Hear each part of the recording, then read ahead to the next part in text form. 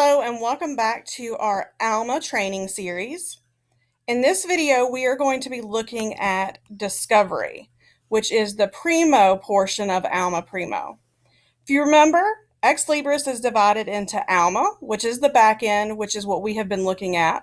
It's what our staff will use. The Primo or Discovery Search Dashboard is what our patrons are going to be using.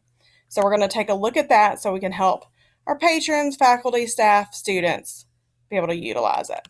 So we start here on our landing page in ALMA. And what we need to do is we need to use the Discovery Search widget. Now, if you don't have that widget and if you've forgotten how to put it on there, you go to the recent pages, the plus sign that says Manage Widgets. When you click on it, it brings up all of these different widgets you see. And we want to make sure that Discovery Search is checked. Okay. Now, we go to Discovery Search, and if you see, if we just click on it, it has a search history of our most recent searches. So I'm just going to go back down to Mindy Kaling. I'm going to hit search. And it brings us to the Primo dashboard. Now we're just kind of going to go over this page itself. All of the Pascal universities will have a similar landing page. Their colors will be different, obviously, for the different universities. The logos will be different. And hopefully we'll be able to get a larger size logo for ours. Now, up at the top, you see there are 4 different tabs here. There's Library Search, Journal Search, Browse Search, and Database A to Z. So if we click on Library Search, this just brings us to the Welcome to the Allen University J.S. Slipper Library page. This is where it talks about they can renew, request items, to save searches, and view full results that require sign-in. And hopefully our students will all have to sign in, and we're going to talk about that in a moment. Also, there's the Ask a Librarian tab.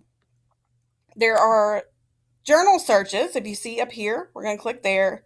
We have journals by category. So we'll just go to the first one, African Arts Online. It tells you the journal name. It'll tell you where it's published, when it was started, and it'll tell you if it's peer reviewed. So click on that. And we just get a little bit more information. It tells us where we can view it online. If you scroll down, it gives us more details about the journal itself. Now, to go back to our landing page, all we have to do is click the X. Browse Search is just that. You can search by author, by title, by subject, or Library of Congress call number. And then the Database A to Z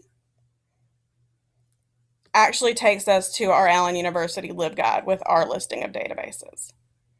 So I'm going to go back up to the top to the One Search tab.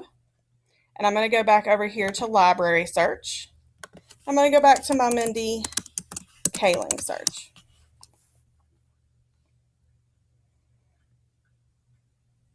Okay. Now you see here it is prompting me to sign in. There's a sign in prompt right here, and then there's one up at the top. We want to encourage our students and our faculty and staff to sign in because it's going to give them more personalized results. And it's just going to be your user ID and then the password.